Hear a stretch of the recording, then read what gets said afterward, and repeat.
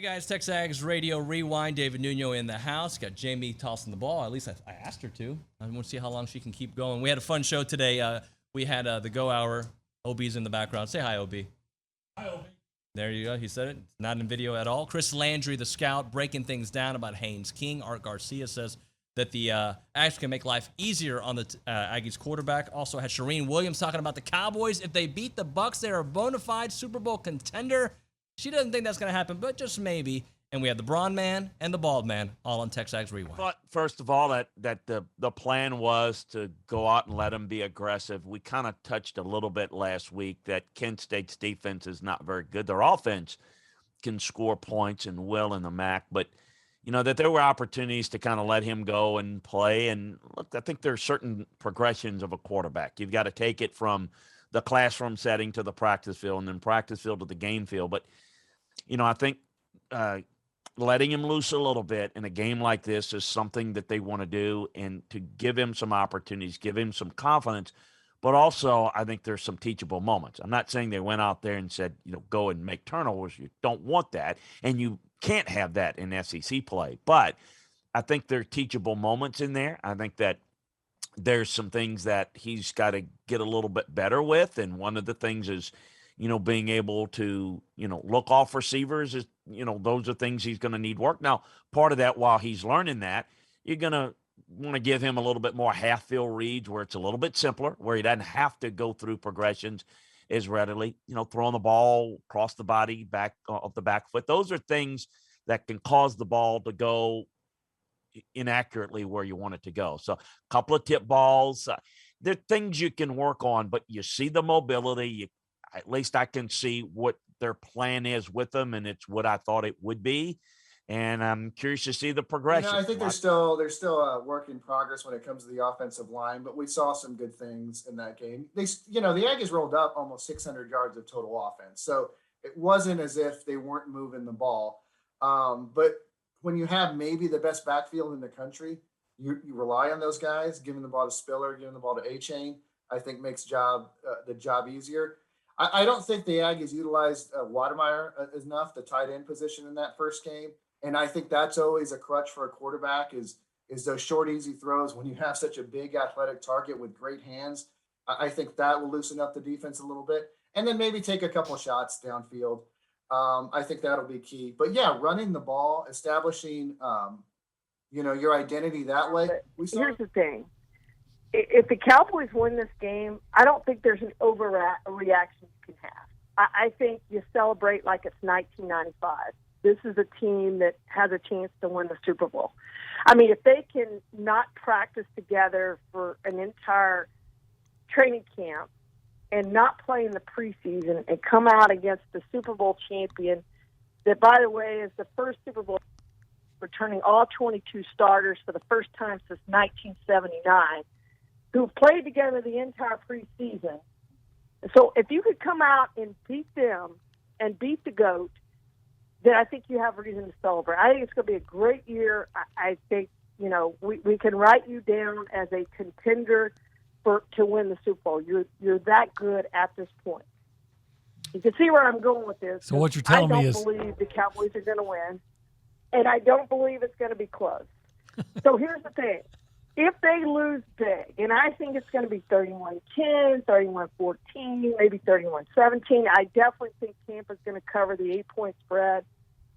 If they do, Cowboys fans cannot panic. You cannot panic. It's one game out of 17 games. This isn't college football. It's one game out of 17 games.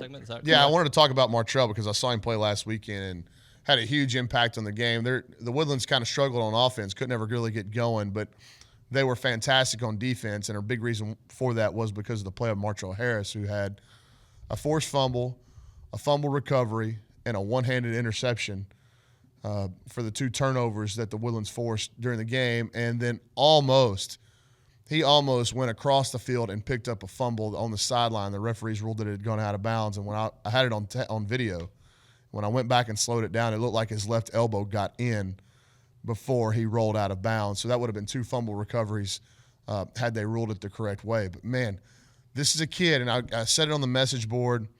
and I believe I've said it on the show before, but the A&M staff never wavered in their pursuit of Martrell Harris. Despite him, he came to camp as a freshman or I think as a freshman. He was transferring from Grand Oaks to the Woodlands as a sophomore, so he had to sit out. Well, then he goes into his junior season and looks really good, and then has this collarbone shoulder injury that forces him out for the final 7 weeks of the season. But the A&M staff never wavered, despite the lack of tape. They knew what kind of athlete he was, even as a youngster, because he had come to camp. They saw how he had grown and filled out and matured. And Tyler Santucci and Mike Elko put a high priority on him from the start of the cycle, and they ended up landing him over the summer. And all of that looks like it was a very, very astute observation, a very worthy task for them to go out and do, because this kid, each time I've seen him, it's just getting better and better. Harold Perkins is the most elite athlete in the country at linebacker. Martrell Harris ain't far behind him. It ain't far behind him at all. As a matter of fact, Martrell got in some pass rushing stuff on Friday night, and it looked pretty similar to Harold. Yeah. The one-handed interception that he made, he's going across the field, chasing the play from the backside, and just ends up in the passing lane, and one hand tips it to himself and catches it, and that put the game away for the Woodlands. So my first time seeing Martrell in pads in person, I could not be more impressed. He's got to go up our rankings. Extremely impressive athlete, explosive athlete. I yesterday? No, I didn't run yesterday. 2 days ago, I ran 3. Oh, wow. How about that? Yeah. Yeah, safe to say the hair and the physique level of TexAgs Radio has gone significantly up since you took over. Yeah, except the depth of knowledge and the movie references has gone way down, my friend. I don't know about that. A-Chain, second down.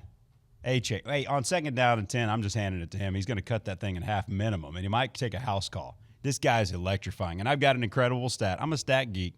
Incredible stat on Devon A-Chain. A&M had just one play on offense last year go over 60 yards. One. You know what it was? The 76-yard run that totally changed the Carolina game in his last game last season. He won the Orange Bowl MVP. You might not win the Orange Bowl without that momentum-changing play, which tied it, and then he scored again, which gave A&M the lead that they never relinquished. In his very next game, this past Saturday night, he adds a 63-yard touchdown run. So in the last 12 games, A&M on the whole has 2 plays over 60 yards. Both of them are runs by A-Chain, and both of them have come in his last 2 games played. The guy's incredible. I absolutely, absolutely love Spiller. And kind of like lighting a candle, like lighting someone else's candle doesn't burn out the original. So I want to be real careful here. Praising A-Chain, heaping praises on A-Chain does not make Spiller any less of a player. Right? Come on now. Spiller's incredible. That thing's burning bright, right? He's one of the 3 or 4 best running backs there is in college football. But can you sit here and tell me, Aggies, right now, that he's better than A-Chain? I can't. I can't tell you Spiller's better than A-Chain. They're a totally different player, and that's what's so good about it, that you got them both, and then you sprinkle in your Anias, and you've got an incredible situation. And let me just say this. Fast forward a year from now, it's a revolving chair. L.J. Johnson, I know. You know, Yes. and A-Chain, by the way. know. A-Chain taking that superior role. And Anias still might get his 3 or 4 if he doesn't go pro. Right. He still might get his 3 or 4. Come back, Anias. I know it. I mean, but you get – don't you get the feeling A-Chain's going to get a 50-yard run in every single game? You know, we did over-under last week. If I set the over-under on 9.5 50-yard runs, would you go over or under for A-Chain this year? 9.5. In 12 games. He's got 1. I know. I might go right under. Right, but still, though. That which is phenomenal. Yeah, and if I go over, that's 2.5 times more 50-yard runs than A&M had as a team all last year. All right, guys, what are we going to do? We're going to subscribe. We're going to hit the like button, smash the like button. What else are we going to do, Richard? Comment, subscribe, all that good stuff. Bron, can you? Videos daily. Thank you. Listen to the Jonas Brothers. They like the Jonas Brothers. And on that note,